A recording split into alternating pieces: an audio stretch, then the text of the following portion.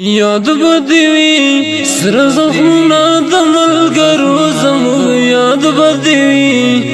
یتیمان د څړې ورو زموږ یاد بدوی بورې کونډې د کسرو زموږ یاد بدوی